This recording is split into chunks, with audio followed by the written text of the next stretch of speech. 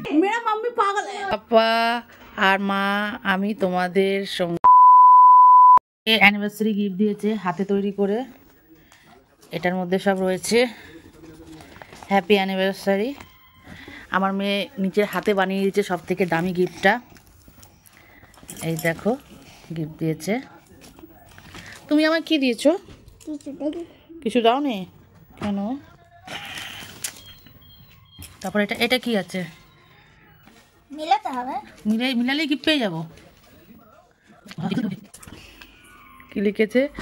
Sorry পাপা আর মা আমি তোমাদের সঙ্গে ঝগড়া করি, এবার থেকে আর ঝগড়া করব না। সরি আর হ্যাপি অ্যানিভার্সারি, সুখী থাকো। ও লাভ ইউ বেটা, love you love you love you. তোমার মাথায় এত বুদ্ধি বাবা। ভালো লাগছে, আমার মেয়ে নিজের হাতে অ্যানিভার্সারি গিফট তৈরি করে দিয়েছে আমাকে।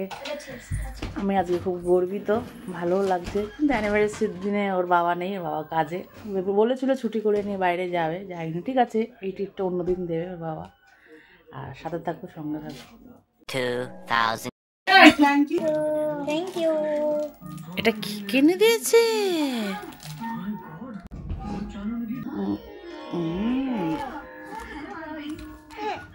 তোর দিকে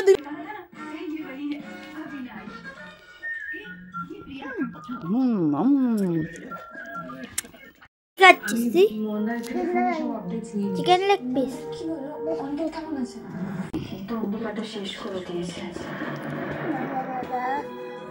क्या खा रहे हो तुम?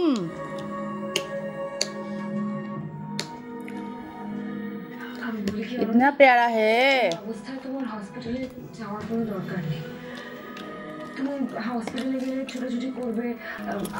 অ্যানিভার্সারি খাওয়া দাওয়া হচ্ছে আর বার্থডে খাওয়া দাওয়া হচ্ছে একসঙ্গে। মাকে দে। আমি খাবো না, মাকে দে। কি ও মশা পড়েছে।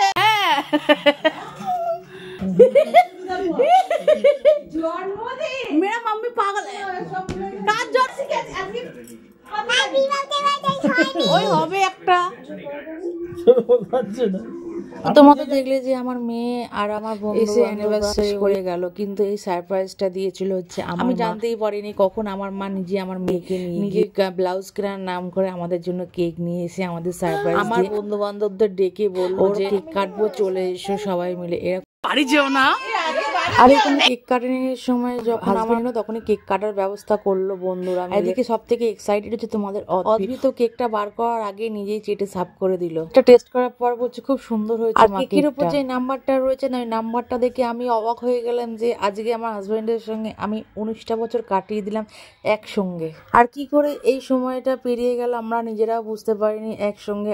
আজকের দিনে যদি কথাগুলো মনে পড়ে, নানান রকম হাসি কান্নার আমাদের এই ফেসটা গেছে। সত্যি কথা, যাতে এই 19 থেকে আরো যাতে 19 কেন আরো 50 100টা বছর কাটিয়ে দিতে পারি আমরা দুজনে একসাথে। আর একসাথেই যাতে সুখ দুঃখ ভাগ বাটরা করে নি, যেমন ভাবে চলেছি এতদিন ধরে।